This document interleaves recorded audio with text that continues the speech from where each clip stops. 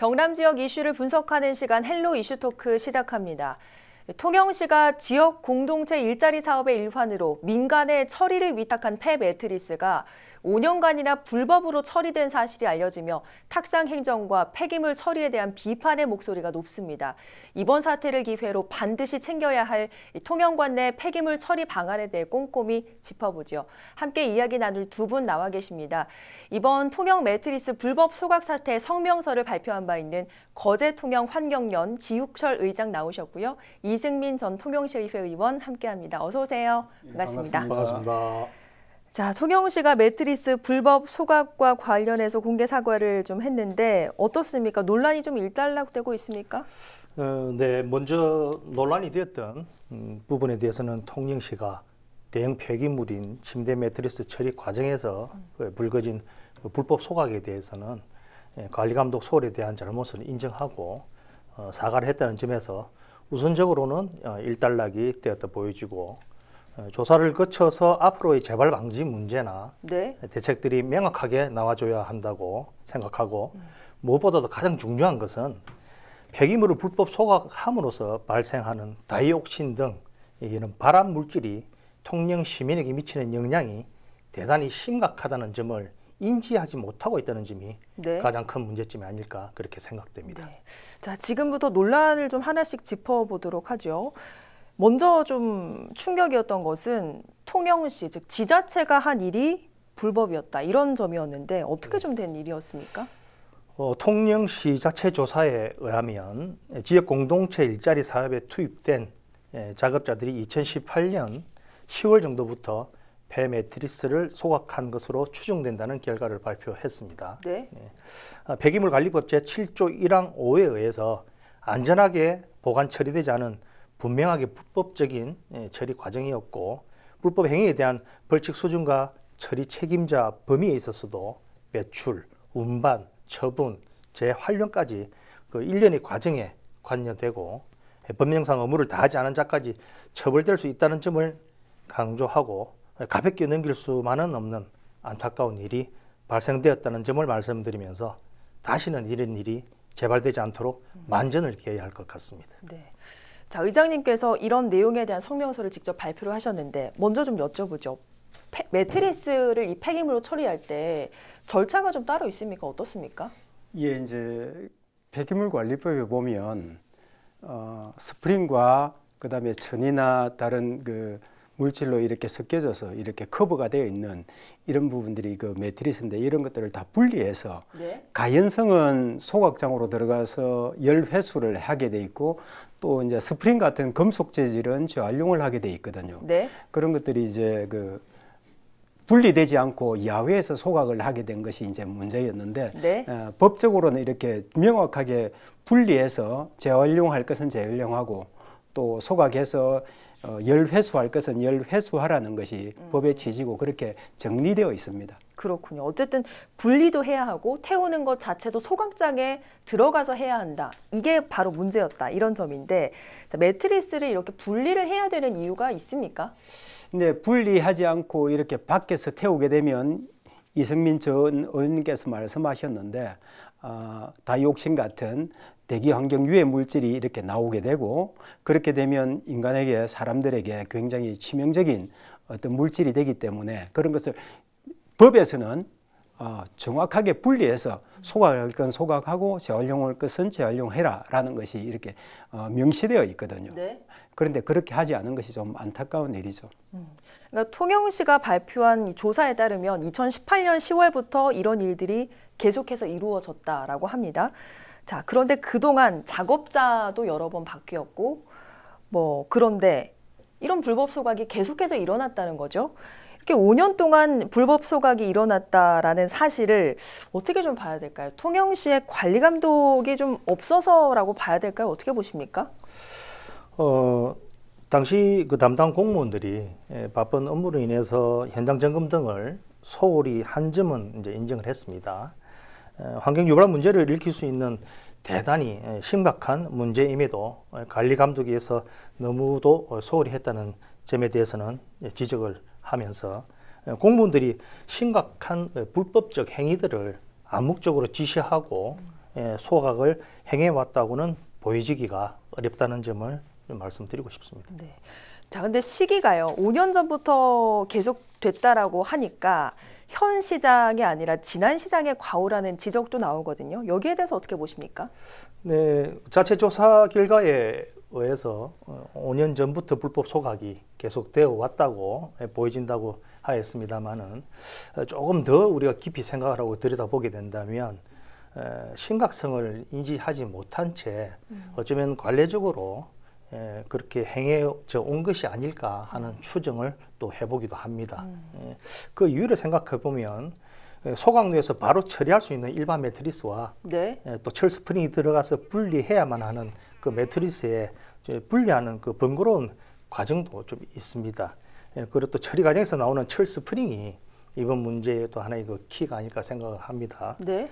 행정 처리 과정에서 유입된 매트리스와 폐기된 매트리스의 개수, 그리고 분리되어 처리된 철제 스프링의 어떤 고철 가격과 개수 등과 연관되어서 처리 과정을 꼼꼼하게 파악해 본다면 언제부터 얼마나 불법적인 처리 행위들이 있었는지 쉽게 파악될 것으로 보여지고, 이번 문제는 누구의 과오이고 책임을 전가하기 이전에 매트리스 불법 소각 문제뿐만 아니라 모든 생활 속에서 행해지는 불법 소각까지 방지 대책과 대안을 우리 통영시에서 마련을 함께 해야 한다고 생각합니다. 네. 추가로 좀 궁금한 것이 이 매트리스를 소각을 하게 되면 발암물질 다이옥신이라는 것이 좀 나오게 된다, 이런 말씀 해주셨지 않습니까? 이런 것들이 우리 몸에 얼마나 유해하고, 또 이제 이 소각한 위치가 그 기사에 나온 것을 보면 좀 초등학교 인근에 있다, 이런 얘기도 좀 나오고 있어서요. 좀 이런 것들에 대해 얘기를 좀 해주실까요? 네, 두 가지 질문 주셨는데요.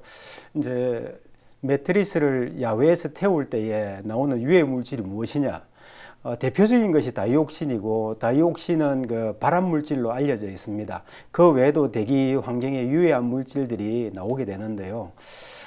이런 것들은 이제 철저하게 그 분리해서 그 소각로에서 태워야 되는 것이죠. 근데 문제는 이것이 명정동이라는 곳에서 소각을 했고요. 명정동과 그 사람들이 대거 뭡니까 살고 있는 무전동과의 거리는 아주 가까운 1, 2km 안에, 1km, 2km 안에 사람들이 밀집해서 살고 있는 곳이에요. 거기는 초등학교도 있고요, 중학교도 있고, 유치원도 있고, 교회도 있고, 대규모 아파트들도 많이, 특히 한진거랑길 같은 경우도 있고요. 네. 그래서 그 바람이 보통 보면 서쪽으로 많이 부는데, 위치가 명정동 소각장에서 무전동으로 이렇게 바람이 이제 부는 그런 그 지형이에요. 그러니까 이 이제 소각하면서 나왔던 유해 물질들이 무전동 쪽으로 흘러갈 수 있다는 것, 이런 것들이 그 관과한 것 아닌가, 네. 굉장히 위험했던 것 아닌가 하는 그런 생각이 듭니다.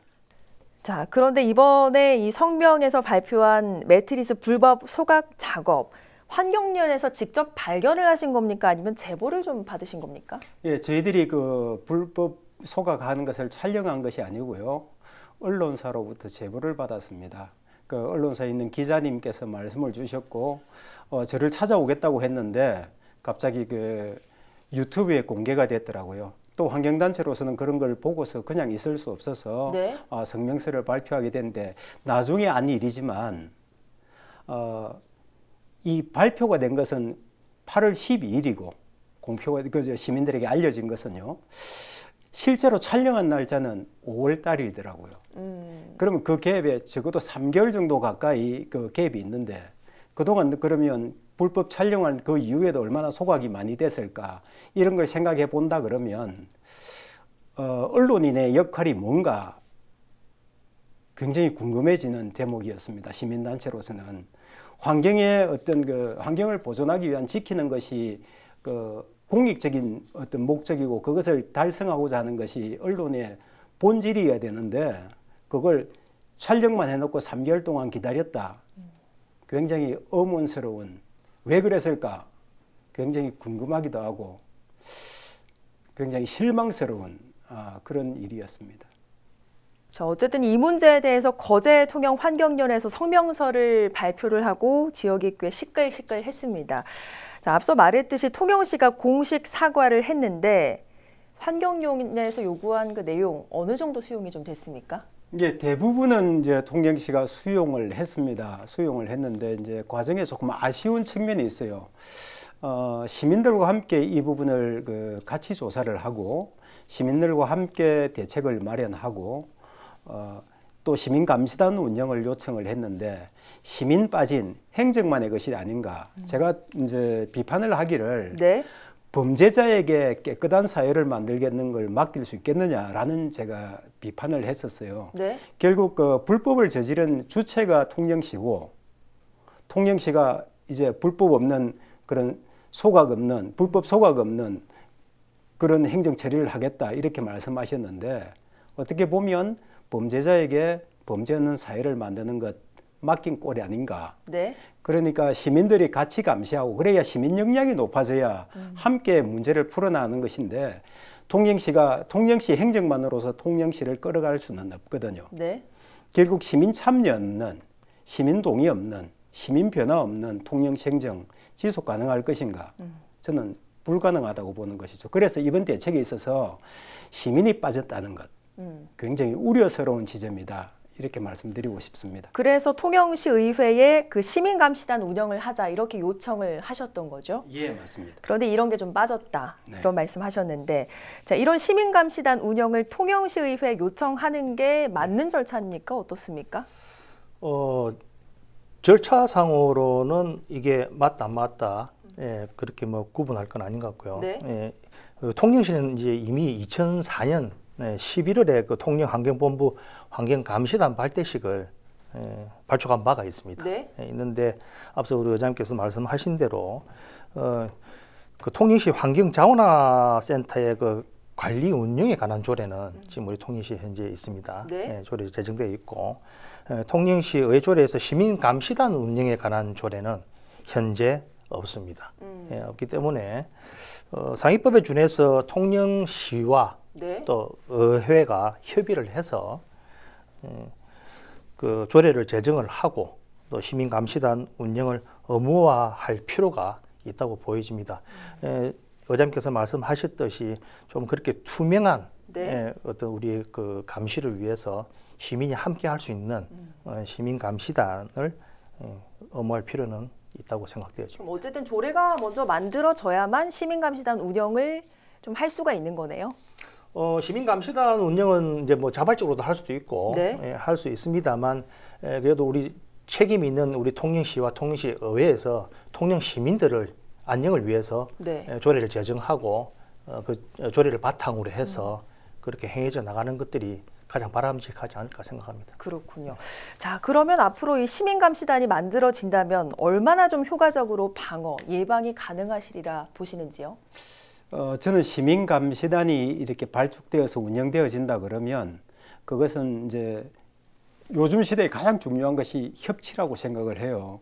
행정도 시의회도 또 그다음에 시민도 함께 참여해서 또 그뿐만 아니라 학생들까지도 참여해서 그렇게 된다 그러면 감시한다 그러면 우리가 환경에 대한 중요한 의식 네. 이런 것들이 성숙되어지지 않을까, 시민사회가 성숙되어지지 않을까, 그리고 또 한쪽에만 맡겨졌던 그 관리 감독 체계 이것이 비판과 견제를 받을 수 있는 세력이 있다 그러면 서로 다 잘할 수 있겠고 또 그 효과가 상승되지 않을까 이렇게 생각을 하고 있습니다. 네. 만약에 앞으로 이 시민감시단이 꾸려진다면 활동 영역은 어느 정도로 좀 해야 한다고 보시는지요?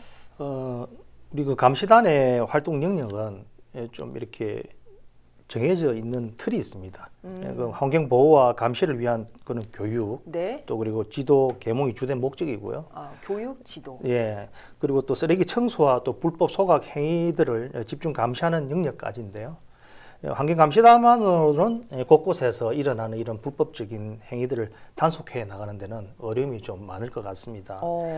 그래서 통영시에서는 환경 보호를 목적으로 하는 순수한 그 자발적 모임을 가지고 또 단체로 운영하는 곳들이 많이 있는 걸로 알고 있습니다. 네. 뭐 학생, 뭐 시민, 모든 또 그런 일반인들이 다 지금 두루 그렇게 환경에 지금 많은 관심들을 가지고 활발히 움직이고 있기 때문에 우리 통영시에서는 전체적인 좀 파악을 해서 네. 함께 개선해 나가는 방법을 또 그런 방향을 검토해 볼 필요가 꼭 있다고 생각됩니다. 네.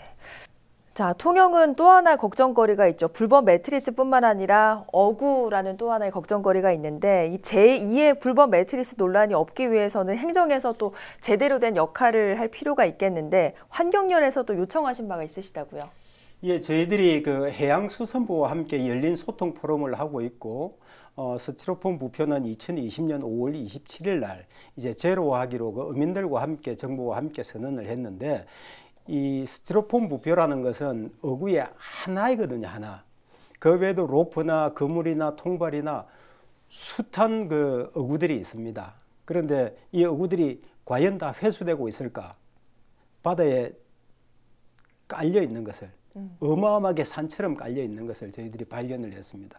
동영상이 저희들에게도 있는데요. 그래서 정부에 이번에 열린 소통 포럼을 하면서 그런 것들을 제안하고 저희들이 어구 반납제도, 그러니까 어구를 그냥 아무렇게나 사서 버리고 또 분실하고 또 새로 사서 이렇게 하면 바다는 결국 쓰레기장이 되지 않겠습니까? 그래서 어구 반납 제도를 도입할 것을 강력하게 촉구할 예정입니다. 그리고 혹시 분실하거나 또 이렇게 고의가 아니고 또 실수로 아니면 또 자연재해에서 그렇게 된 것은 어구 분실 신고 제도를 도입해서 이제 원천적으로 우리가 함께 바다에 해양 쓰레기가 없는 그런 깨끗한 바다를 만들기 위해서 노력하자, 민관 이렇게 협치하자. 이렇게 제안할 예정에 있습니다. 네, 말씀처럼 통영은 정말 자연 환경이 아름다운 바다 도시인 만큼 이런 문제가 다시는 재발되지 말아야 할 텐데 정말 행정에도 ESG 경영이 필요한 시대 아니겠습니까? 그런 만큼 어떤 제안하고 싶은 방어책 있으실까요? 장기적인 관점에서 친환경 사회적 책임 경영 그리고 투명 경영을 통해서 우리 통영시 행정에도 지속 가능한 발전을 추구하는 것이 꼭 필요하다고 생각됩니다. 우리 통영은 그 자연 환경이 아주 아름다운 바다와 도시를 지니고 있기 때문에 이번 문제를 계기로 육지와 바다에서 행해지는 모든 불법적인 투기와 소각 문제들에 관련해서 전방위적인 캠페인과 불법적인 행위들에 관련해서는 강력한 법적 처벌이 필요하고 가장 좋은 대책은 우리 시민 스스로가 환경의식을 가지고 깨어나야 한다는 것인데요. 이 환경의 심각성을 인지하지 못하고 일부 시민들의 불법적인 행위들로 인해서 우리 통영의 미래 세대들이 겪게 될 그런 처참한 시간과 환경 문제들을 계속 상기시켜 나가는 방법이 가장 절실히 필요하다고 생각되어지는 오늘입니다. 네, 정말 스스로가 깨어나야 한다는 말, 이 말 꼭 기억해야 될 것 같습니다. 오늘 두 분 말씀 여기까지 듣죠. 말씀 고맙습니다. 감사합니다. 고맙습니다. 네, 이번 통영시 공공근로자들의 폐 매트리스 불법 소각 사태를 두고 등장 밑이 어둡다라는 말이 나오고 있습니다. 지자체 사업이라 더 믿었고 시에 소속된 환경자원화센터 인근이라고 해서 더 의심하지 않았기 때문입니다. 불법은 의심이 소홀한 틈을 타고 확장합니다. ESG 경영이 지자체 운영에도 도입되는 시대, 가까운 곳부터 관리, 감시, 견제하는 촘촘한 행정 부탁드리며 오늘 헬로 이슈토크 여기서 마치겠습니다. 오늘 방송은 유튜브 채널 헬로 경남에서 다시 보실 수 있습니다. 함께해 주신 여러분 고맙습니다.